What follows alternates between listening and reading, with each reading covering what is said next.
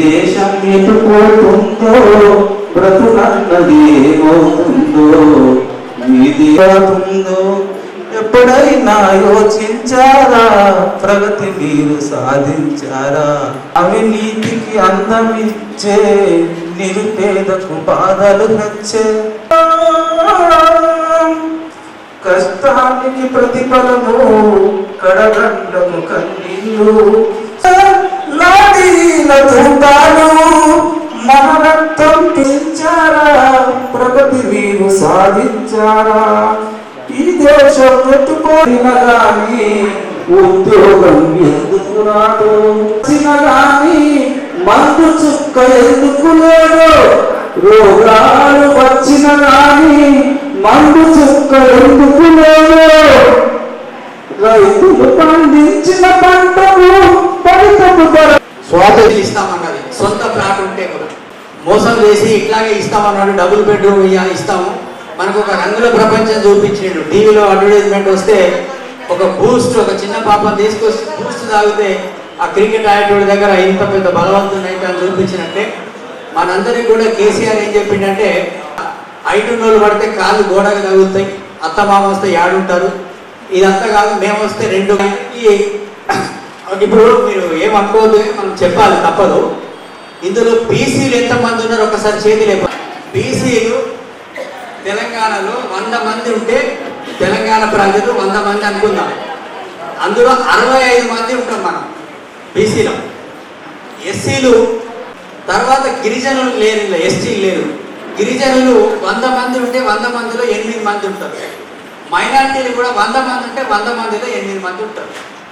మొత్తం కలిస్తే 93 మంది ఉంటే ఇలా కేవలం 7 ఎవరు ఉంటారంటే కమ్మ, రెడ్డి, వెలమ, బ్రాహ్మణులు, వైశ్యులు, గుజరాతీలు, మార్వాడీలు ఉన్నారు. ఈ మొత్తం ప్రభుత్వం ఎవరి దగ్గర ఉంది? అలా రాష్ట్ర ముఖ్యమంత్రి ఎవరున్నారు? రెడ్డి. గతంలో ముఖ్యమంత్రి ఎవరున్నారు? చాలా తక్కువ కులం. ఒక బీసీలలో ఒక్క కులం కురుమలు లేదా మన యాదవులు అంటారు. యాదవుల కులము ఒక జిల్లాలో ఉన్నంత కులం మొత్తం రాష్ట్రం అంతా లేని వాళ్ళు, లేదా మున్నూరు కాపు, లేదా పద్మశాలి. అంటే మన బీసీలలో ఎక్కువ జనాభా కలిగిన ఒక 4-5 కులాలలో ఒక కులం అంత జనాభా లేదు. మరి వీళ్ళు ముఖ్యమంత్రి, ఆర్థిక శాఖ మంత్రి, డబ్బులు ఇచ్చే మంత్రి, ఆయన కొడుకు ఐటీ శాఖ మంత్రి, ఇట్లా సర్వ సంపద వాళ్ళ చేతిలో ఉన్నారు. ఇప్పుడు మళ్ళా రెడ్లు వచ్చారు, రెడ్లు వాళ్ళ చేతిలో. మన దరిద్రం ఏంటంటే ఓట్లన్నీ మనవి. మనం 100 ఓట్లు ఉంటే తెలంగాణలో, మీకు ఉదాహరణ చెప్తున్నాం, 100 ఓట్లు ఉంటే 100 ఓట్లల్లా 93 ఓట్లు మనవి ఉంటే వాళ్ళ 7 ఓట్లు ఉంటాయి. కానీ అధికారం ఎవరి చేతిలో ఉంది అంటే 93% వాళ్ళ చేతులు ఉంటుంది, 7% మనకు. అది కూడా మన కులాలలో పుట్టినటువంటి పిచ్చగళ్ళు, డబ్బుల పరంగా బాగా ధనవంతులు ఉండొచ్చు. ఈటల రాజేందర్ కానీ, నిజామాబాద్ డి శ్రీనివాస్ కానీ, ఇంకా అక్కడక్కడ ఉన్న వీళ్ళంతా అధికార బిచ్చగళ్ళు, పైసలున్న బిచ్చగళ్ళు, దిక్కులేని బిచ్చగళ్ళు. ఈ బిచ్చగళ్ళంతా ఏడుంటారంటే రెడ్ల దగ్గర, కమ్ముల దగ్గర, వెలుమల దగ్గర, బ్రాహ్మణుల దగ్గర, కోమట్ల దగ్గర అడక్క తినే బిచ్చగళ్ళు. ఈ బిచ్చగళ్ళు ఉంటారు. కానీ మనం ఇంతమంది ఉండి మనకు రాజకీయ చైతన్యం లేకపోవడంతో మన ఓట్లు మనం వేసుకోవడం తెలియక వాళ్ళు డబ్బులు ఇచ్చేసి, మద్యం పోసేసి, మనల్ని ఆగం చేసి ఎలక్షన్ అప్పుడు వాళ్ళు ఓట్లు వేసుకొని వస్తారు. నిజామాబాద్ ఏముంటుంది? కేవలం 10,000 ఓట్లు లేనటువంటి ఆయన గతంలో ఎమ్మెల్యే ఉన్నాడు, ఇప్పుడు ఎమ్మెల్యే ఉన్నాడు. కానీ ఇక్కడ 2,20,000 చిల్లర ఓట్లుంటే 1,00,000 ఓట్లు ఉన్నటువంటి బీసీలకి ఇక్కడ ఎమ్మెల్యేగా గెలిమాం, మనమే ఓట్లు వేసుకోం.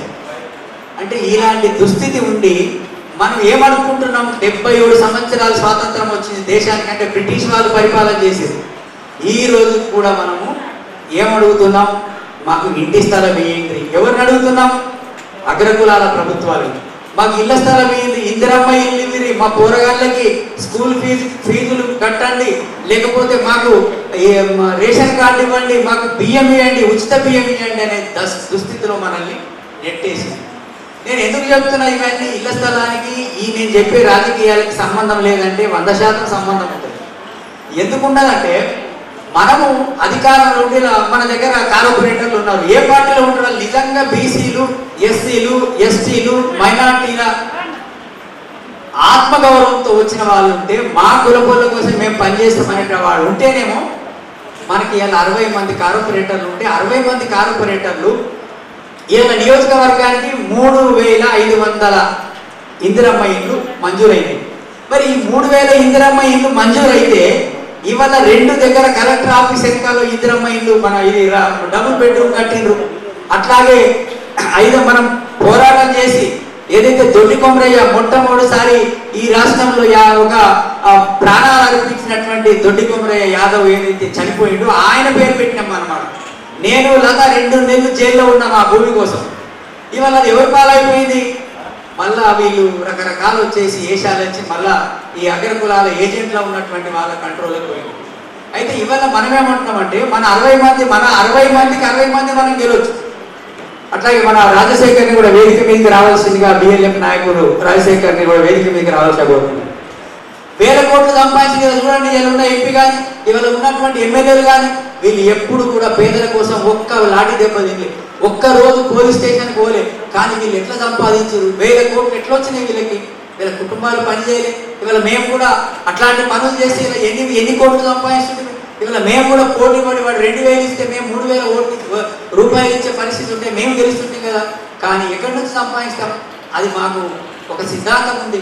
ఒక ఎర్ర జెండా, ఒక నీలి జెండా, ఒక అంబేద్కర్, ఒక మార్క్స్ నేర్పినటువంటి నిజాయితీ, ప్రజల కోసమే సావాలా, ప్రజల కోసమే బ్రతకాలనేటువంటి ఒక నీతిని నేర్పారు. కాబట్టి మాకు పార్టీ, మా నాయకులు, మాకంటే ముందు వచ్చినటువంటి నాయకులు, మనకి ఈ దేశంలో మహాత్మా జ్యోతిబాబులే, సావిత్రమ్మ, ఇవాళ మహిళలందరూ రోడ్డు మీదకి వచ్చిరంటే మన సావిత్రమ్మ మనకి చదువుల తల్లి, చదువు చెప్పింది. ఆ తల్లి చదువు చెప్పింది కాబట్టి ఇవాళ మహిళలు రోడ్డు మీదకి వచ్చారు. ఇవాళ మనకి పోరాటం నేర్పిన మహాత్మా జ్యోతిబాబుల గురించి తెలియదు మనకి. మొట్టమొదటిసారి రిజర్వేషన్ ఇచ్చినటువంటి మన మానవులు అయినటువంటి మనకి సాగు మహారాజు గురించి తెలియదు మనకి.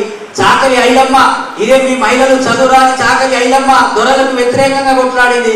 ఇవాళ అదే దొరల బిడ్డలే ఇవాళ ఈ తెలంగాణ పరిపాలన చేస్తున్నారు. ఇవాళ దొడ్డి కొమరయ్య ఒక బీసీ యాదవ ఇవాళ కొట్లాటం చేసింది కాబట్టి ఒక బందకి మైనార్టీకి సంబంధించిన యువకుడు ఆ రోజు నిజాంకు వ్యతిరేకంగా కొట్లాడింది. కానీ ఇలా బీజేపీలు ఏం చేస్తారు? వీళ్ళు రేపు 17 సెప్టెంబర్ రాబోతుంది, ముస్లింలకి హిందువులకి కొట్లాడిన ఒక పోరాటంగా చిత్రీకరిస్తారు. కాదు, తెలంగాణ స్థాయిలో పోరాటం జరిగింది 1946 నుంచి 51 వరకు. దొరలు అగ్రకుల హిందువులకు బహుజన హిందువులకు మధ్య జరిగినటువంటి పోరాటం అది. దానికి రాజు ఎవరైతే ఉన్నారో మన ముఖ్య అతిథులైనటువంటి బిఎఫ్ చైర్మన్ గారు సూర్యప్రకాష్ గారిని వేదిక మీదకి రావాల్సిందిగా కోరుతున్నాం. అదేవిధంగా మన మరో కన్వీనర్ మనం సుధాకర్ గారు విజ్ఞప్తి చేస్తున్నాం.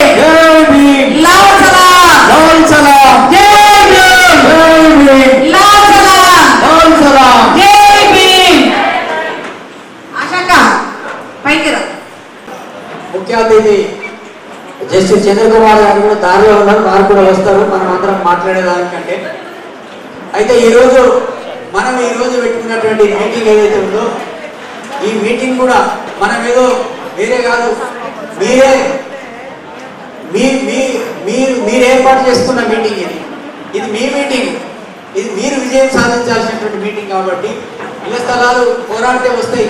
ఇవాళ మీరు నిజామాబాద్ చుట్టూ ఉన్నటువంటి దాదాపు 10,000 కుటుంబాలు మనం ఒక పెద్ద పోరాటం చేయాలి. ఇవాళ ఇతర గుడిసెలు కానీ మీరు కానీ ఇవాళ మనం చేస్తున్నామంటే ఇది ఒక స్వయం గౌరవం, మన ఆత్మగౌరవం, మన స్వయం గౌరవం, ఒక ఆత్మగౌరవం. ఎందుకంటే ఒక చిన్న ఇల్లు ఉంటే, ఒక గుడిసె చిన్న మన శక్తి మేరకి మన ఇల్లుంటే మనం ఏం అడుక్కోవట్లేదు వాళ్ళకి. మన హక్కు, మన బాధ్యత కాబట్టి, అంటే మన హక్కు కాబట్టి, ప్రభుత్వం బాధ్యత కాబట్టి ఆ ప్రభుత్వం మనకు ఖచ్చితంగా ఇల్లు నిర్మాణం చేయించాలి. ఎందుకంటే మనం ఓటేసినాం, వాళ్ళకి ఓటేయడం ద్వారా వాళ్ళు ఎమ్మెల్యేలు అయ్యారు, ఎంపీలు అయ్యారు, మంత్రులు అయ్యారు, కేంద్ర మంత్రులు అవుతున్నారు. కాబట్టి వాళ్ళ బాధ్యత ఏంటంటే రాజ్యాంగం, డాక్టర్ బాబాసాహెబ్ రాసిన రాజ్యాంగం ప్రకారం వాళ్ళు మనకి కనీస అవసరాలు మరి తీర్చాల్సినటువంటి అవసరం ఉంది. అదేవిధంగా మన పిల్లలకి ఉపాధి కల్పించాల్సిన అవసరం ఉంది వాళ్ళకి. ఇవాళ మీరు చూస్తే ఒక ఎమ్మెల్యే, ఒక ఎంపీ వీళ్ళ చూస్తూ ఉంటే వాళ్ళు 1000 కోట్ల రూపాయలు, వాళ్ళ కొడుకులు ఎంపీ కొడుకు ఎంపీ అవుతాడు, ఎమ్మెల్యే కొడుకు ఎమ్మెల్యే అవుతాడు. మరి మనం పేదలు మరింత పేదలుగా మారి వలస జీవులుగా మారుతున్నటువంటి పరిస్థితి. ఎక్కడైతే కొట్లాట జరుగుతుందో ఆ కొట్లాడిన దగ్గర మాత్రమే ఇవాళ మనకి హక్కులు దొరుకుతా ఉన్నాయి. ఇవాళ నిజామాబాద్ జిల్లా కామారెడ్డి అటు ఇక్కడ నుంచి ఆర్మూర్ నుంచి అక్కడ జూక్కల్ వరకు ఇవాళ పేదలు మన ఇళ్ల స్థలాల కోసం పోరాడుతూ ఉన్నారు. అదేవిధంగా గిరిజన ప్రాంతాల్లో సాగు భూముల కోసం గిరిజనులు పోడు వ్యవసాయం కోసం కొట్లాడుతూ ఉన్నారు. ఇవాళ నిజామాబాద్ నగరమే కాదు రాష్ట్ర వ్యాప్తంగా కూడా ఇవాళ భూ సమస్య ఏంటంటే 1 ఎకరము 2 ఎకరాలు 10 గుంటలు 20 గుంటలు ఉంటే అవన్నీ కూడా 2017 నుంచి 2020 నుంచి మొత్తం ఆన్లైన్లో అవి కనిపించకుండా పోయింది. దానికోసం వేలాది మంది రోజు ఎంఆర్ఓ ఆఫీస్ చుట్టుపోతారు. అక్కడ భూ సమస్యని ధరణిలో పేరు ఎక్కదు. మనకు ముందు కూడా ఏ పద్ధతిలో మనం ఉండాలో అన్న విషయాన్ని కూడా మనకు క్లుప్తంగా వివరించినటువంటి మన కామ్రేడ్ దండే వెంకటన్న గారికి ధన్యవాదాలు తెలియజేస్తున్నాం. ఇవాళ ఉమ్మడి నిజామాబాద్ కామారెడ్డి జిల్లాలో అనేక సంవత్సరాల నుండి ప్రభుత్వ స్థలాల్లో ప్రభుత్వ భూముల్లో అనేక నెలల తరబడి సంవత్సరాల తరబడి గుడిసెలు వేసుకొని నివాసం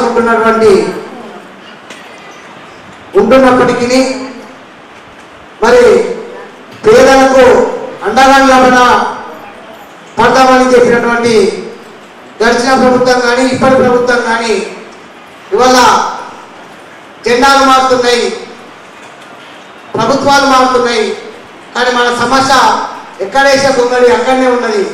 ఎందుకోసం అంటే తెలంగాణ రాకముందు తెలంగాణ వస్తే అన్ని సమస్యలు పరిష్కారం అవుతాయని సర్కారు నుంచినటువంటి కేసీఆర్ మరి అనేక వాగ్దానాలతోటి మనం ముందుకు వచ్చి ఇందిరమ్మ ఇల్లు అగ్గిపెట్టేలాగా ఉన్నాయి, కోళ్ళు కమ్ముకోవాలన్నా బట్టు కట్టేసుకోవాలన్నా కొడుకు కోడలు ఉండాలన్నా ఇబ్బందిగా ఉన్నది.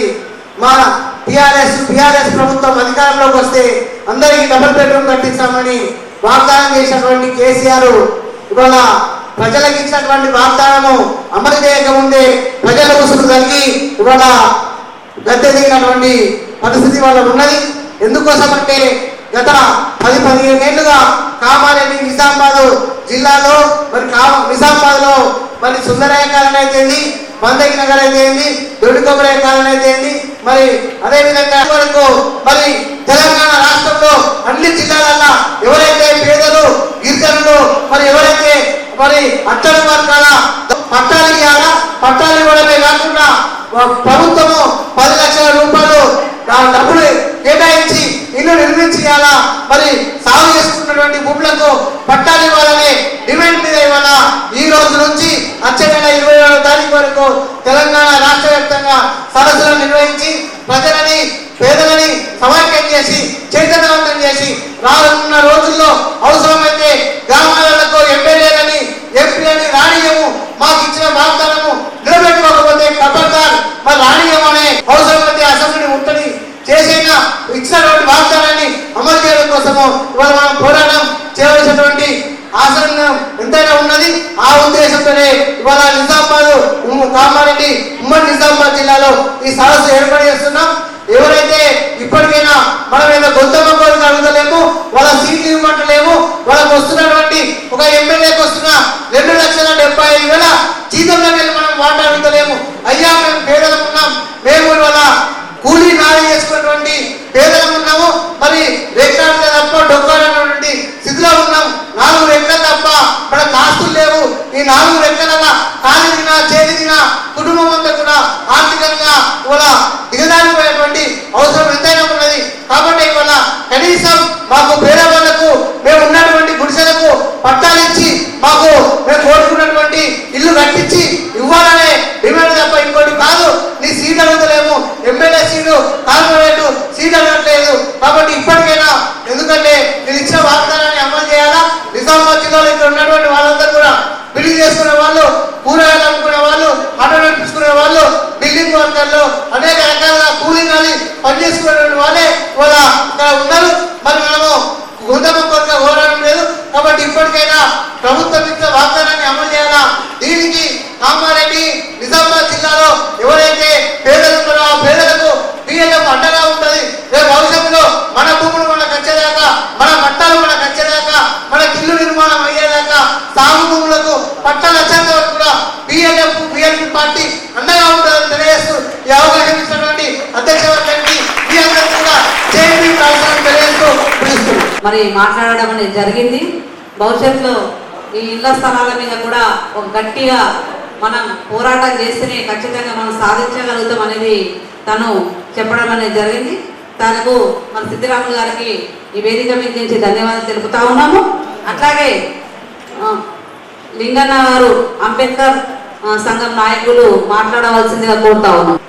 ఎందుకంటే కరపత్రం ఏదైతే ఉన్నదో మీరు చూసిరో చూడలేదో కానీ మీరు మేధావులు కదా, వేదిక మీద ఉన్న వాళ్ళు మేధావులు కాబట్టి ఈ కరపత్రంలో ఫస్ట్ మన చదువుల తల్లి సావిత్రిబాయి ఫులే గారిని పెట్టింది. అంటే మహిళలకు మొదటి స్థానం ఇచ్చింది. ఈ వేదిక మీద ఉన్న మేధావులు.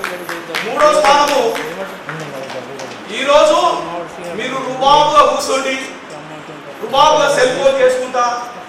ఇప్పటిదాకా అలా చెప్పిండు, ఇవాళ సోషల్ మీడియా అయింది. ఒక ఆడపిల్లని ఏమన్నా అంటే వాడు పార్లమెంట్ లో మాట్లాడే పరిస్థితి తీసుకొచ్చిండు.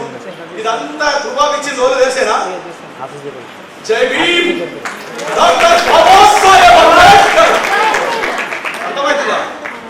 తర్వాత అంటే దీంట్లో మొట్టమొదటి స్థానం ఎవరికి ఇచ్చిందమ్మా? మీకే కదా. మరి ఓన్లీ మరి అనుకుంటున్నారు ఈ ముచ్చట? డాక్టర్ బాబాసాహెబ్ అంబేద్కర్ ఇచ్చిండు. వింటున్నావా? అది మొదలు తెలియజేస్తూ ఇక సభను ఉద్దేశించి మాట్లాడేందుకు మేధావులు ఇక్కడ ఉన్నారు.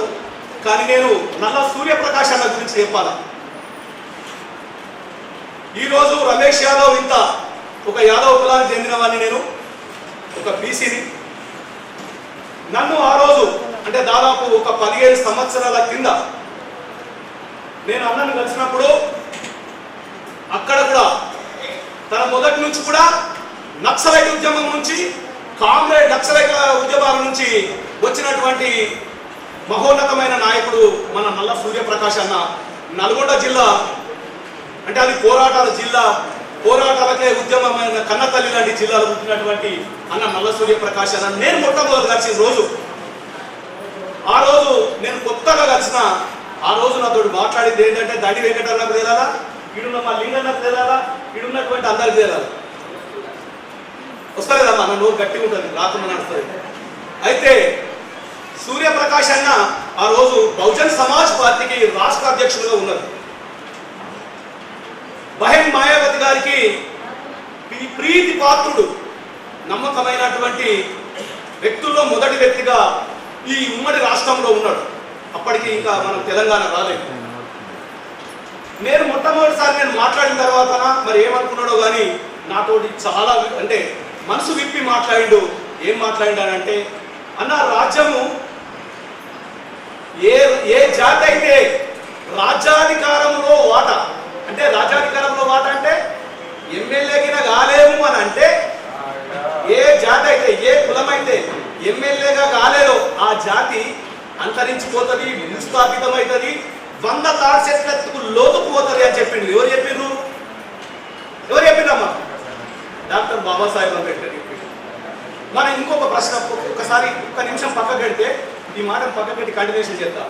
మన ఇళ్ళల్లో ఈడ కూర్చున్న వాళ్ళ ఇళ్ళల్లో ఇంత ముందు మా దండి వెంకటన్న, ఎందుకంటే ఆయన ఉద్యమాల కురుటి బిడ్డ, ఉద్యమాలతో వచ్చిన బిడ్డ కాబట్టి చేతులు లేవమన్నాడు. ఎవరు వచ్చిండ్రు? బీసీలు ఎంతమంది వచ్చిండ్రు, ఎస్సీలు ఎంతమంది వచ్చిండ్రు అని అడిగింది. నేనేం అడుగుతున్నా అంటే, మన ఇళ్ళల్లో డాక్టర్ బాబాసాహెబ్ అంబేద్కర్ ఫోటో ఎందరి ఇళ్ళలో ఉన్నదో చేతులు లేవట్టుంది. దొరలు భూస్వాములు ఎప్పుడు కుట్రలు కలుగుతారమ్మా, ఎప్పుడు కుట్రలే. ఎన్లు ఇరికిద్దాం, ఎన్ల అతని పేరు ఖరాబ్ చేద్దాం, ఎన్ల ఏం చేద్దాం అనేది. దాంట్లో నేను సుమారు 20 సంవత్సరాల నుంచి నేను దండి వెంకటన్నను చూస్తున్నా. ఏ ఒక్క రోజు కూడా ఆయన రుబాబు ఉన్నాడు, నిటారుగా నిలబడ్డాడు, నిటారుగానే మాట్లాడాడు తప్ప ఏనాడు కూడా ఏ ఒక్క చిన్న తప్పు కూడా చేయనటువంటి వ్యక్తి. అవురాబాయి బరాబాయి ఆయన బట్టలు తొడుగుతున్నాడు, ఆయన చెప్పు తొడుగుతున్నాడు, గుంటు తొడుగుతున్నాడు అని ఆయన వ్యక్తులు ఆయన బాగా రుబాబు ఉంటున్నాడు. అంటే రుబాబు ఉండుమని ఓ చెప్పిండ్రా? మీ తాతకి మా తాతకి చెప్పినారా? డాక్టర్ బాబాసాహెబ్ అంబేద్కర్ చెప్పిండ్రా మాకు రుబాబు ఉండుమని? రుబాబు ఉంటే ఆయన కేసులలో ఎత్తిస్తారు. బిడ్డ ఏం జరిగిందిరా, మీరు కేసులలో ఎత్తితే ఏం జరిగిందిరా? భూ సదస్సు జరుగుతుంది. దీని అర్థమైంది గుర్తున్నదా? మీకు అర్థమైందో లేదో, మీరు ఉన్నోళ్ళకి అర్థమైంది, నాకు కూడా అర్థమైంది. వినబడుతుందా? నువ్వు కింద గీసుకినావు బిడ్డ, ఎవరు గీసుకుంటావు? గీసుకిండ్రు దండి వెంకటరామన్ కింద గిస్కిండ్రు. ఆ గిస్కింది ఎట్లా అవుతుందో చూడు మీరు రాష్ట్రం. ఆ రాష్ట్రంలో ఎన్ని సదస్సులు అయితే ఎన్ని ఇదైతే అని ఒకటి నేను చెప్పదలుచుకునే వేరే ఇంకా మాట్లాడేవారు చాలా మంది ఉన్నారు. అక్కడికి వెళ్ళి సభాధ్యక్షులు కూడా నన్ను చెప్తున్నారు. వేదిక మీద ఉన్న బిఎల్ఎఫ్ రాష్ట్ర కన్వీనర్ దండి వెంకట్ గారు, రాష్ట్ర కన్వీనర్ వనం సుధాకర్ గారు, రాష్ట్ర నాయకులు సిద్ధిరాములు గారు, సబ్బని లత గారు, మన బీసీ సంఘాల నాయకులు మారోజు సునీల్ గారు, వేదిక మీద ఉన్న అమ్మలు, అక్కలు, చెల్లెళ్ళు, తమ్ముళ్ళు అందరికీ జై భీమ్, లాల్ సలాం. మిత్రులారా, మీరందరూ కూడా వేసిన వాళ్ళంతా చేతులు ఎత్తండి, దించండి. మీరందరూ దాన్ని సాధిస్తారా? పోలీసు వచ్చి లాఠీ ఎత్తితే భయపడతారా? భయపడకుండా ఏం చేస్తాడు? తిరగబడతాం అనే వాళ్ళ చేతులు ఎత్తండి. నువ్వు ఫోటో తీద్దాం, ఏం చెప్పకు, చెప్తాను. చేసిన విషయం చాలా మందికి తెలియదు, వారికి వచ్చిన గుర్తు తెలియదు. పోనీ మీరందరూ కూడా ఆత్మసాక్షిగా నిజాయితీగా నిజామాబాద్ అర్బన్ బిఎల్ఎఫ్ అభ్యర్థిగా సబ్బని లత గారు పోటీ చేస్తే వారి యొక్క కత్తెర గుర్తుకు ఓటేసిన వాళ్ళు చేతులు ఎత్తండి, నిజాయితీగా ఎత్తండి. అంటే ఈ వెనకాల ఉన్న వాళ్ళు కూడా చాలా మంది వేయలేదు, నాయకులు ఉన్న వాళ్ళు వేయలేదు. సరే సరే ఓకే. తర్వాత వేదిక ముందు ఉన్న వాళ్ళు కూడా వేయలేదు. ఇప్పుడు గత నిన్నటి నుంచి నాకు మా సూర్యప్రకాష్ గారు పాఠం చెప్తారు. నూనె వెంకటేశ్వర 2 లారీలలో వాళ్ళే పక్కన పడై వెళ్ళిపోయిండ్రు. ఆ రకంగా మీరు కూడా తిరగబడతారా? అక్కడ గుడిసెలేస్తారా? అక్కడ నివసిస్తారా? ఆ స్థలంలోనే మేము నివసిస్తాం, అక్కడనే గుడిసేస్తాం అనే వాళ్ళ చేతులు ఎత్తండి. అక్కడనే ఉంటాం, అక్కడనే నివసిస్తాం. రైట్. ఎవరు వచ్చినా ఎదిరించి నిలబడతాం. వర్తిల్లాలి నిజామాబాద్ భూ పోరాటం. అందరు గట్టిగా వర్తిల్లాలి నిజామాబాద్ భూ పోరాటం. వర్తిల్లాలి నిజామాబాద్ ఇచ్చేస్తున్నటువంటి జస్టిస్ చంద్రకుమార్ గారు పెద్దలు వేదిక మీదకి రావాల్సిందిగా కోరుచున్నాం.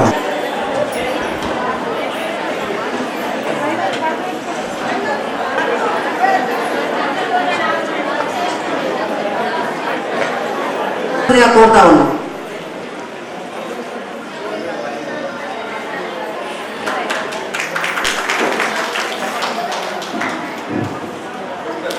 కొమరయ్య గారి వర్ధంతి సందర్భంగా తీసుకున్న కార్యక్రమంలో భాగంగా ఈ కార్యక్రమం కొనసాగుతుంది. రాష్ట్రంలో జరుగుతున్న జిల్లాల వారీగా జరుగుతున్న కార్యక్రమంలో ఇది మొదటిది. ఇక్కడ నుంచి రాష్ట్ర వ్యాప్తంగా ప్రారంభమవుతున్న కార్యక్రమానికి అధ్యక్ష వహిస్తున్న అధ్యక్షురాలు గారికి, ఈ కార్యక్రమానికి విచ్చేసిన ముఖ్య అతిథి చేసిన విశ్రాంత హైకోర్టు న్యాయమూర్తి గారు పెద్దలు జస్టిస్ చంద్రకుమార్ గారికి, బిఎల్ఎఫ్ రాష్ట్ర చైర్మన్ నల్ల సూర్యప్రకాష్ గారికి, అలాగే బిఎల్ఎఫ్ రాష్ట్ర కన్వీనర్లు నూనె వెంకటస్వామి గారికి, దండి వెంకట గారికి, రాష్ట్ర నాయకులు మారో సునీల్ కుమార్ గారికి, అలాగే ఉమ్మడి జిల్లా నిజామాబాద్ ఉమ్మడి జిల్లా బిఎల్ఎఫ్ నాయకత్వానికి హాజరైన అక్క చెల్లెలందరూ కూడా ముందుగా జయభీం రాస్తున్నారు.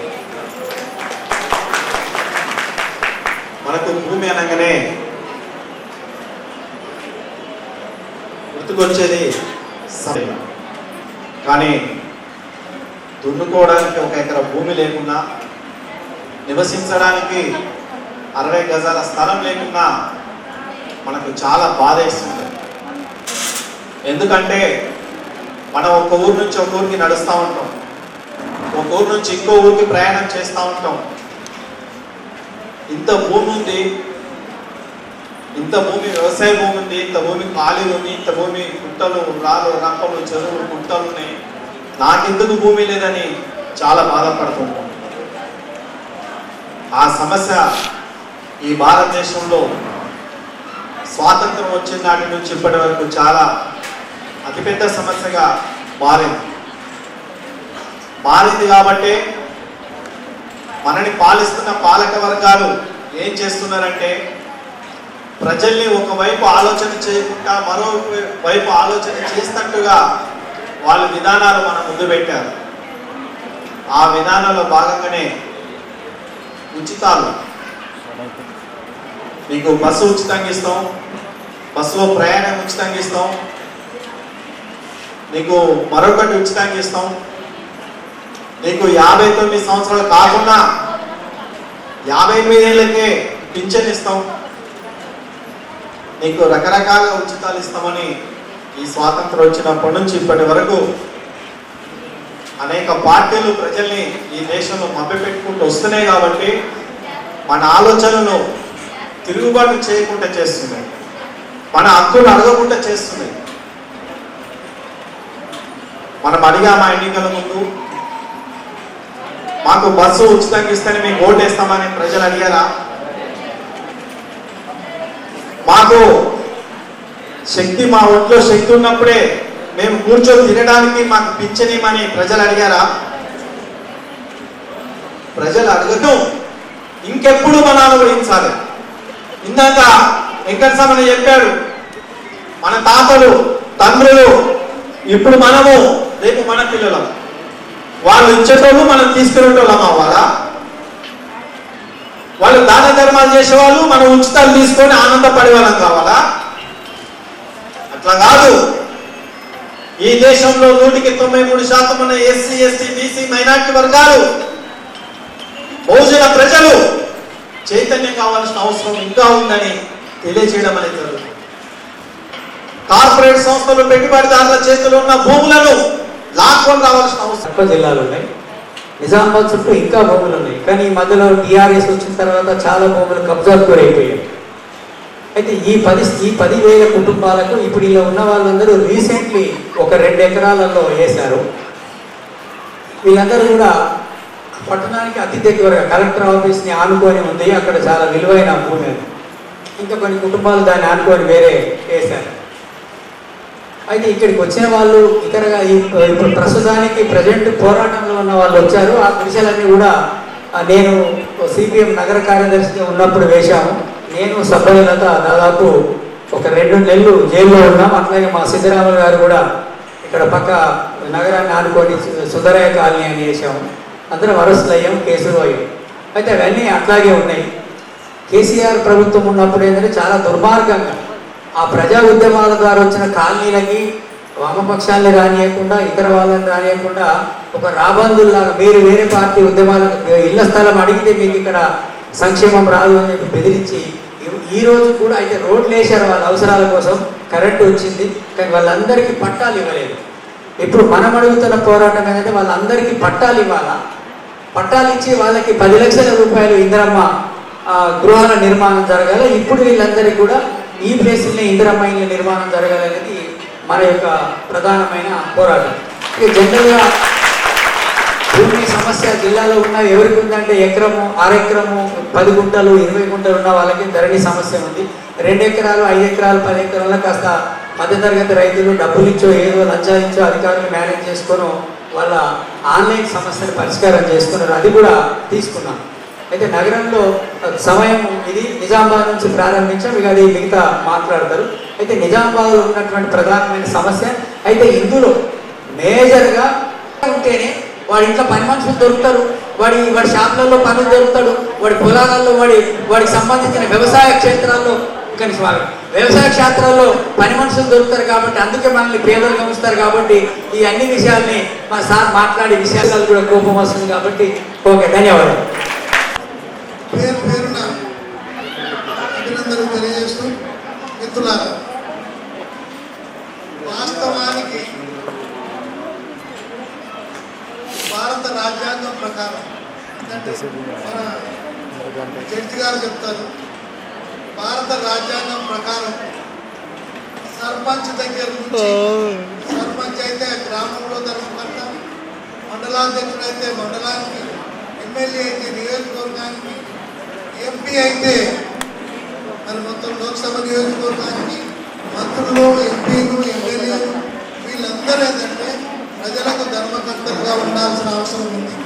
మనకు పరిపాలన చేసే వాళ్ళంతా కూడా దద్దమ్మలు, అసమర్థులు, చేతకాని వ్యక్తులు కావడం మూలన ఇవాళ ఏం జరుగుతుందంటే మాకు 67 గజాలన్న భూమి ఇవ్వండి అని మనం ఏంటంటే అడిగేటువంటి దేవుడించే పరిస్థితి వచ్చిందని అంటే ఇప్పటిదాకా పరిపాలన చేస్తున్నటువంటి మంత్రులు కానీ, ఎమ్మెల్యేలు కానీ, ఈ పాలకులు ఎవరైతే ఉన్నారో, పరిపాలన చేస్తున్నటువంటి వ్యక్తులు ఎవరైతే ఉన్నారో, అదేవిధంగా ఈరోజు పరిపాలన చేస్తున్నటువంటి వ్యక్తులు ఎవరైతే ఉన్నారో, ముఖ్యమంత్రి నుంచి ఎమ్మెల్యే వరకు సిగ్గుతోని తల ఉంచుకోవాల్సిన అవసరం ఉంది. ఇవాళ ప్రజలు ఏంటంటే బజార్లకు వచ్చి లాఠీ దెబ్బలు తిరుగుకుంటూ ఇవాళ 67 గజాలు చిన్న గుడిసె కావాలని పోరాటం చేస్తున్నారంటే ఈ చేతగాని దద్దమ్మ యొక్క పాలకుల మూలాన ఇవాళ మనం బహిరంగంగా బజార్లకు వచ్చాం.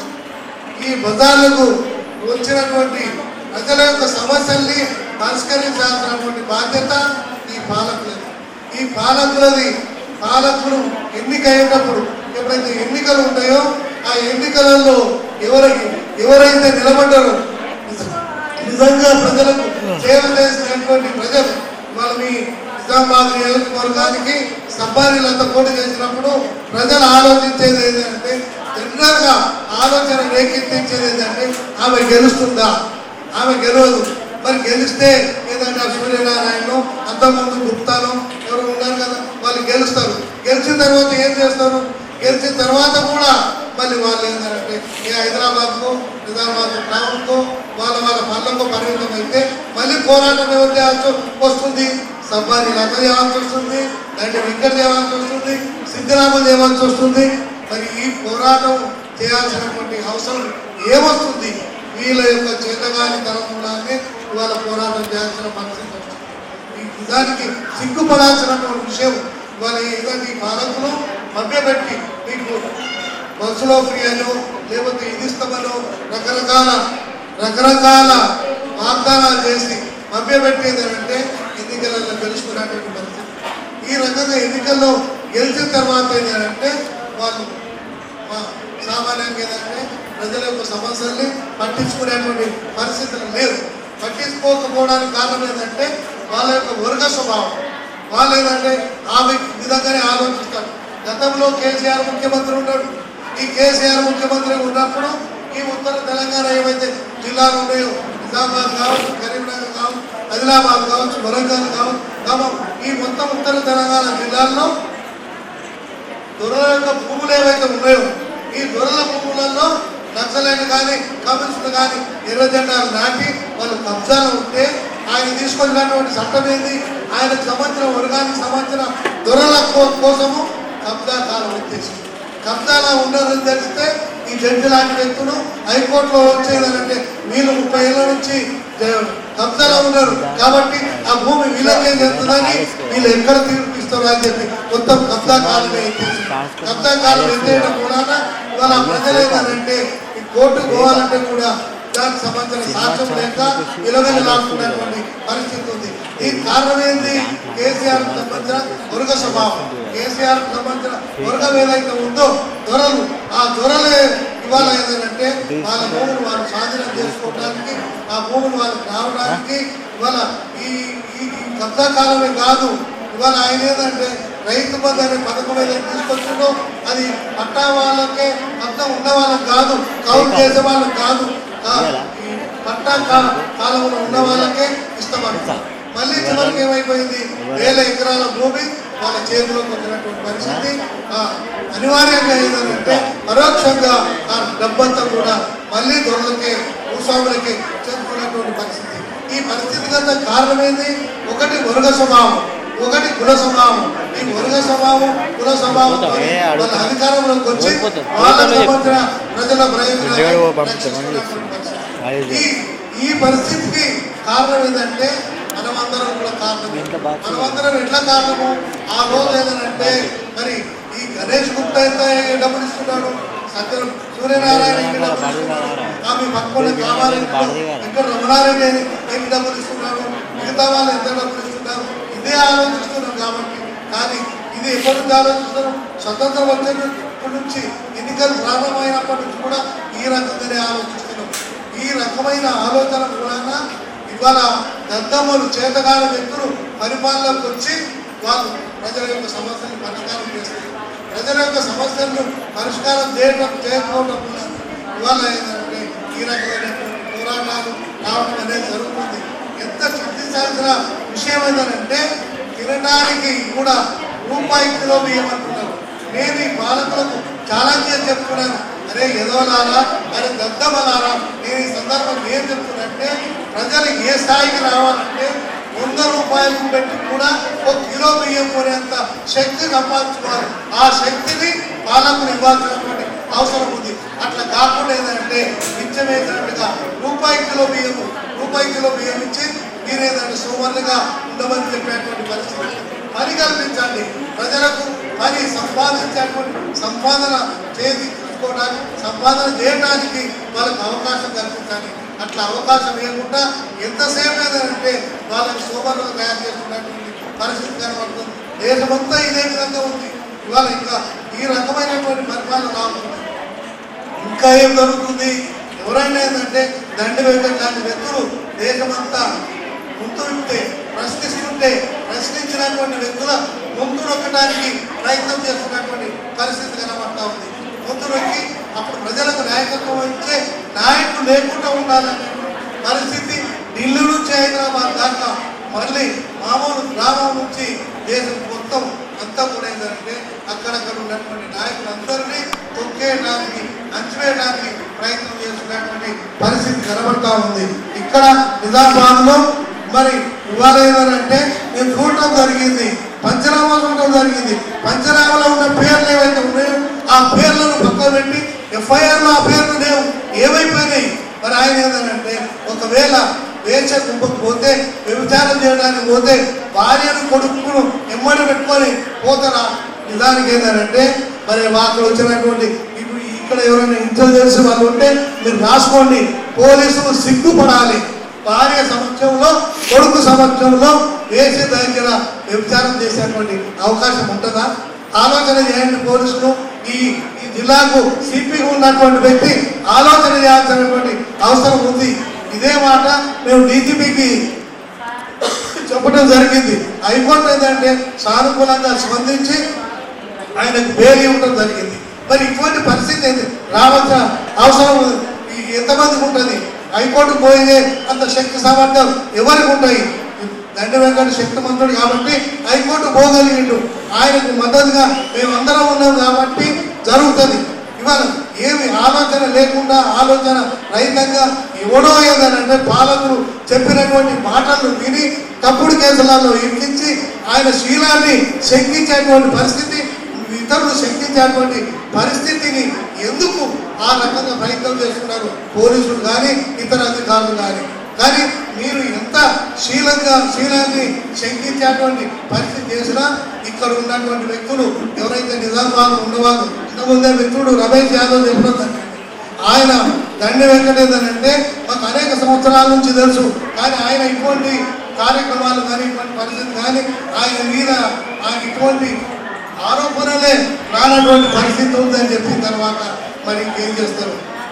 ఎవరైనా ఇక్కడ ఉన్న వాళ్ళు కానీ నిజామాబాద్ ఉన్న వాళ్ళు కానీ ఈవెందో మా దగ్గర మేము మాలాంటి వ్యక్తులం కూడా దండి వెంకట ఏదంటే తప్పు చేసినట్టే నమ్మేటువంటి అవకాశమే లేదు. మీరు ఎవరైనా నమ్ముతున్నారా? దండి వెంకట తప్పు చేసినంటే నమ్మే అవకాశమే లేదు. కానీ పోలీసులకు కనీసం రమేష్ యాదవ్ గారు, మనోజ్ సునీల్ కుమార్ గారు, రూడే వెంకటస్వామి గారు, సిద్ధిరాములు గారు, లింగన్న గారు, ఇంకా అనేక మంది సోదరులు సోదరిమణులు ప్రతి ఒక్కరికి కూడా హృదయపూర్వకమైనటువంటి ధన్యవాదాలు, నమస్కారం. నిజామాబాద్ పంచాలని చెప్పేసి ఆలోచన చేసి మీకోసం ఎవరెవరైతే ఇక్కడ ఇక్కడ స్టేజ్ మీద నాయకులు పోరాడుతున్నారు. గంటి వెంకట కావచ్చు, అదేవిధంగా మన మిగతా సిద్ధిరాములు గారు కావచ్చు, మిగతా ఎవరెవరైతే ఇక్కడ అందరూ అందరికి కూడా నేను హృదయపూర్వకమైన ధన్యవాదాలు చెప్తున్నా. పేదవాళ్ళ కోసం ఆలోచించడం, పేదవాళ్లకు ఒక ఇల్లు జాగా ఉండాలని చెప్పేసి భావించడం, దానికోసం కష్టపడడం, ఆ సందర్భంగా పోలీసులు కేసులు అయితే కూడా వాటిని ఎదుర్కొన్నందుకు వాళ్ళందరినీ కూడా మరొకసారి నేను బాగా అభినందిస్తున్నాను. ఎందుకంటే సమాజంలో ప్రతి ఒక్కరు తన కోసం తనే బతుకుతున్నారు. చాలా మంది తన కోసం తనే బతుకుడు కాదు. కొంతమంది అయితే ఇతరులను మోసం చేసి ఇతరులను దోచుకొని ఎట్లానే చేసి పెద్ద కావాలని చెప్పేసి చూసే వాళ్ళు మన సమాజంలో ఎక్కువ మంది ఉన్నారు. కానీ గరీబుల కోసం, పేదవాళ్ళ కోసం, వాళ్ళ జీవితాలు బాగుపడాలని, వాళ్ళ బతుకులు బాగుపడాలని, వాళ్ళ పిల్లలకి చదువు రావాలని, వాళ్ళకు కొన్ని వైద్య సదుపాయాలు కావాలని కోరుకునేటటువంటి వాళ్ళు చాలా తక్కువ మంది ఉన్నారు. అలాంటి నాయకులు మీకు ఉన్నందుకు వాళ్ళ నాయకులు మీ అందరినీ కూడా నేను అభినందిస్తున్నాను. మిత్రులారా, ఒక ముఖ్యమైన విషయం ఏంటంటే ఇవాళ సమాజంలో మనం ఎక్కడ చూసినా కూడా కొంతమంది ధనవంతులు, కొంతమంది పేదవాళ్ళు, ఎక్కువ మంది పేదవాళ్ళు మనకు కనబడతారు. కొంతమంది దగ్గర 100 ఎకరాల భూమి, 500 ఎకరాల భూములు, 1000 ఎకరాల భూములు, ఒకప్పుడైతే 10,000 ఎకరాల భూములు ఉండేటువంటి భూస్వాములు, జమీందారులు, జాగీర్దారులు ఉండేవాళ్ళు. మరి ఈ భూస్వాములు, జమీందారులు, జాగీర్దారులు, ధనవంతులు ఎవరైతే తిన్నారో ఇంత భూమి వాళ్ళకి ఎట్లా వచ్చేది? 100 ఎకరాల భూములు, 1000 ఎకరాల భూములు వాళ్ళకి ఎక్కడికెళ్ళి వచ్చినాయి? ఎవరిచ్చి? వాళ్ళేమన్నా రాళ్ళు తీసి, రప్పలు తీసి, ముళ్ళ కంపలు తీసి ఆ భూమిని సాగులోకి తెచ్చారా? కాదు. ఆ భూములన్నీ కూడా ఒకప్పుడు పేదవాళ్ళు, అంటే మన తాతలు కావచ్చు, ముత్తాతలు కావచ్చు, అంతకంటే పేదవాళ్ళు కావచ్చు, ముందు వాళ్ళు కావచ్చు, గొడ్డలు తీసుకొని అడవికి వెళ్ళి చెట్లు నరికి భూమిని సాగులోకి తీసుకొచ్చి అనేక కష్టాలు పడి ఆ భూమిని వ్యవసాయ భూములుగా చేసినటువంటి వాళ్ళు. మరి వీళ్ళకి ఎట్లా వచ్చినాయి భూములు అంటే ఒకటి కారణం.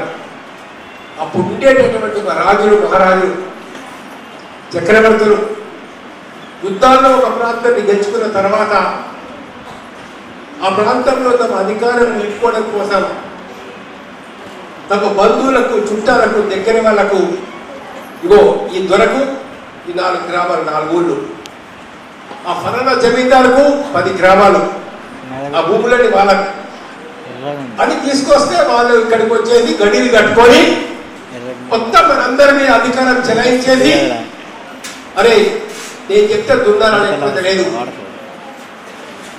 నా భూములలో నువ్వు పెట్టి చాకరీ చేయాలా, ఏ దొరని ఇక్కడ రాజు పంపించారు, నాకు మొత్తం అధికారం నాదే. మనం కూడా సరే దొర నువ్వు ఎట్లా చెప్తే అట్లా, ఎందుకంటే తలవారు వాడి చేతిలో ఉంది, పోలీసు వాడి చేతిలో ఉంది, మిలిటరీ వాడి చేతిలో ఉంది, అధికారుల వారి చేతిలో మనం ఉండరు. అట్లా జరిగిన పరిస్థితి. మరి ఎవరు కష్టం చేస్తారు? ఎవరు దున్నుతారు? ఇప్పుడు ఎప్పటికైనా కానీ ఎవరు నాట్లు వేస్తారు? ఎవరు కోతము వస్తారు? మళ్ళా పీద వాళ్ళే, రైతులు కావచ్చు, కూలీలు కావచ్చు, ఇంకో దగ్గర కావచ్చు. అరే బీడీల కార్ఖానలు పనిచేస్తారు, మళ్ళా గరీబ్ వాళ్ళే పనిచేసేది, పేదవాళ్ళు. ఆయిల్ ఫ్యాక్టరీ కావచ్చు, షుగర్ ఫ్యాక్టరీ కావచ్చు, ఇంకో దగ్గర కావచ్చు, ఎవరు పని చేస్తారు? మన పేదవాళ్ళే.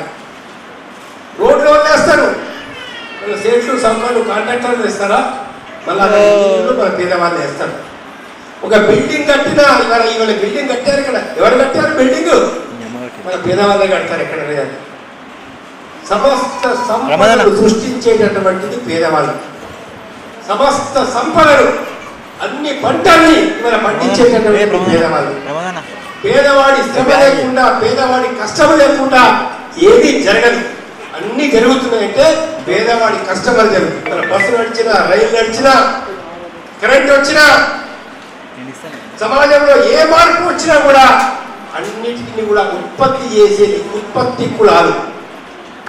ఉత్పత్తి కులాలు, శ్రమ చేసే కులాలు ఎవరు అనేది మనం గుర్తించాలి. అరే మనకు ఒక్కొక్క నాగాలు చేసి ఇచ్చింది మనం, కరువు చేసి ఇచ్చింది మనం, కట్టుకోవడానికి బట్టలు చేసి ఇచ్చింది ఈ కులాల వాళ్ళు.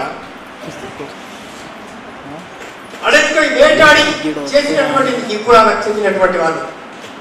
కాబట్టి అన్ని రకాలైనటువంటి పనులు, ఇల్లు కట్టారు ఎవరు, వాస్తుశిల్పులు ఎవరు, మన గుడి కట్టింది ఎవరు, అనే విగ్రహం కట్టింది ఎవరు, ఇవన్నీ కూడా మనం తెలుసుకోవాలి విషయం. అంటే కష్టం చేసేది ఒకరు, దాని ఏమవుతున్నది, కష్టం చేసేది ఒక్కరు అనుభవించేది. ఒక దొరకు 100 ఎకరాల భూమి ఉంటుంది, 3 కుటుంబాలు 4 కుటుంబాలు మొత్తం కష్టం చేసి ఒక 20 మంది ఆ పంటలు పండిస్తారు. ఇంకో 2 లక్షల రూపాయల పంట వస్తుంది. మరి దొరంతా తీసుకుంటాడు, ఈ కష్టములకి ఎంత ఇస్తాడు, అది మీరు గుర్తించాలా. ఆ విషయం గుర్తించాలి. ఒక్క దగ్గర కాదు, ప్రతి దగ్గర. కొన్ని రైతులను కూడా ఏం చేస్తున్నారు, ఒక చిన్న రైతున్నా, 5 ఎకరాల రైతున్నా, 10 ఎకరాల రైతున్నా, ఇంకొక రైతున్నా కూడా ఈ రైతులు పండిస్తున్న పంట, టమాటా పండిస్తాడు, వ్యాపారస్తుడు పోయి 2 రూపాయల కిలో, 4 రూపాయల కిలో కొట్టాడు. మరి అదే టమాటా మనకు మార్కెట్లో ఏం దొరుకుతుంది చెప్పండి, 40 రూపాయల కిలో, 50 రూపాయల కిలో, 50 రూపాయల కిలో దొరుకుతుంది. మరి రైతుకి ఏమి ఇస్తున్నాడు, మనకెంత కమ్ముతున్నాడు. అంటే మధ్యలో ఎంత దోపిడీ జరుగుతున్నది, ఎంత దోచుకుంటున్నాడు. మన వచ్చినాడే బిల్డింగ్లన్నీ ఇవాళ ఇంత పెద్ద కోటీశ్వర్లు, పెద్ద పెద్ద కోటీశ్వర్లు అంటే మన చెమట, మన రక్తం. ఇంతవరకు మన పాలకుడు చేసినటువంటి పని ఏంటంటే కాకులను కొట్టి గద్దలకు పెట్టడం, కాకులను కొట్టి గద్దలకు పెట్టడం. ఒక్కొక్క ప్రభుత్వాలు మారుతాం ఎట్లయిపోయినాయి అంటే అందులో అది ఏదో మనం సామెత చెప్పినట్లు వాడిని తినేవాడు పోయి, ఏనుగు తినేవాడు పోయి పీనుగు తినేవాడు వచ్చాడు. అట్లయిపోయింది పరిస్థితి.